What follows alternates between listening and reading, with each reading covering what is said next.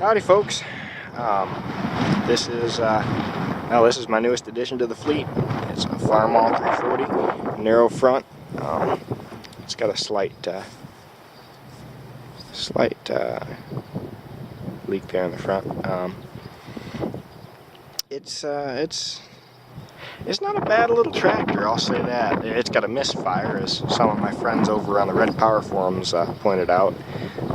I'm going to go through, after I get done making this video real quick, and I'm going to go through and do a small tune-up. I'll have to run and get some fuel line and a fuel filter and a couple other small things. Probably a new set of plug wires, a cap and rotor and stuff like that. Get the distributor all tuned up.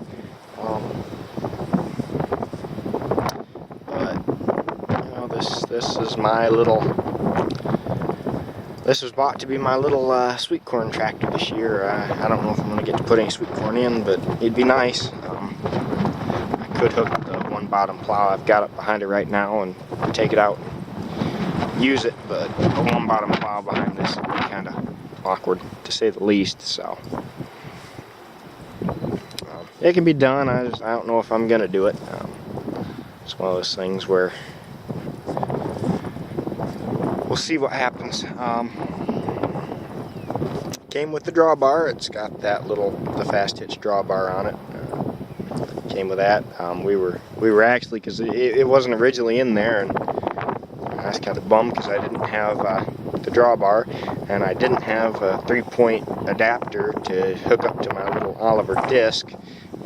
Which I'll get a video on that at some point. It's still over at my friend's house. I'm going to get an adapter kit to put a fast hitch, or not fast hitch, to turn the fast hitch from this into a 3-point. It'll have an arm that'll go into each of those for the two bottom links, and then the top link will bolt right around this round rock shaft, and I have a 3-point. So but yeah, it's a nice little tractor, I'll say that much. I like it. Now I am gonna have to, I noticed I am gonna have to get some extensions for these outlets. There's one on this side. I have to run some lines back or something, maybe mount them on the axle tubes, I don't know. And then the same thing over here, which it's gonna make it kind of awkward to get on and off, but I might leave this one just off and just run one, and if I need to, I can always get another set, I suppose.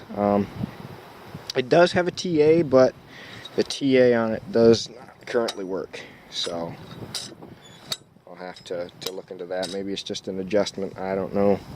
There's a lot of small things that I'm probably going to have to go through and figure out. But yeah, lights don't work. But it drives pretty well. It's got a small issue with road gear, but the folks over on Red Power Forum suggested that was that my misfire was causing that issue. So with any luck, what's up with that? Don't ask me what that piece of plastic there on the drawbar is for, because I don't know. The guy who sold it to me didn't know. So it's one of those things that's just kind of there. I did notice just now it has mismatched tires, which is something that's going to slightly bug me, but not enough to actually go out and buy new tires quite yet. The tires on it are decent. They've got good tread, but especially this one's they're somewhat weather checked. I've got a slight. I'm guessing it's maybe a slight. Maybe. Looks like oil. Got a slight oil leak somewhere, but it'll be fine. I'll figure out where that's coming from, get that all fixed up. This is pretty well dinged up, but we can get it back. This is pretty well dinged up too, this bottom, but I got a friend who can help with that, so. I don't think I'm going to paint it. I might throw some paint on back here just to get this blue gone. Dash the dash needs, I don't know if I could say it needs work. I mean, I can run it like it is, but the tachometer doesn't work. My oil pressure gauge, I don't really know if it works or if it's just acting up or what. Water temperature gauge doesn't work. My battery gauge, I don't think it works. My fuel gauge is, it is full, so it could be working, but you know.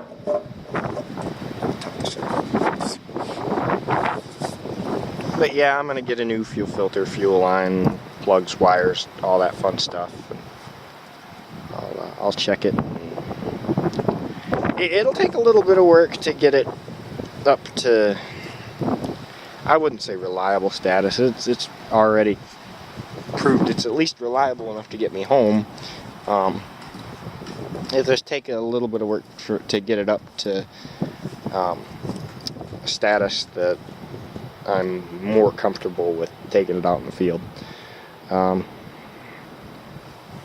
It would be nice to find like a 211 fast hitch plow for it, but I don't know if that's gonna happen, so at least not anytime soon. I'm gonna keep my eyes open though, and if I can find one, that'd be a great thing to have. And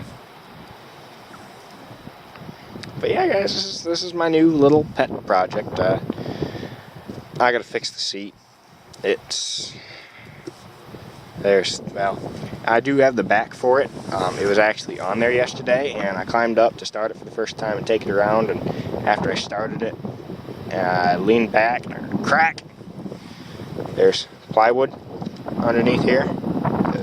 It is apparently the seat base, and it was rotted, and it pretty much just busted off. So I took it off rather than having it fall back against the battery terminals or having it come off as I was going down the road and fall off the tractor. Need to figure out some kind of a battery box or something too. That's another thing it needs looked at. Of course, for all I know, that could be a battery box.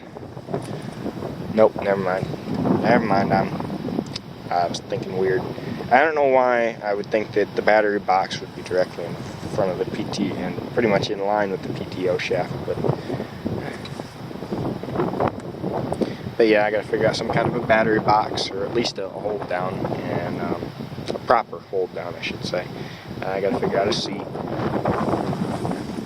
It'll be a nice little tractor. It'll be yet another project to keep me busy over the summer, so yeah.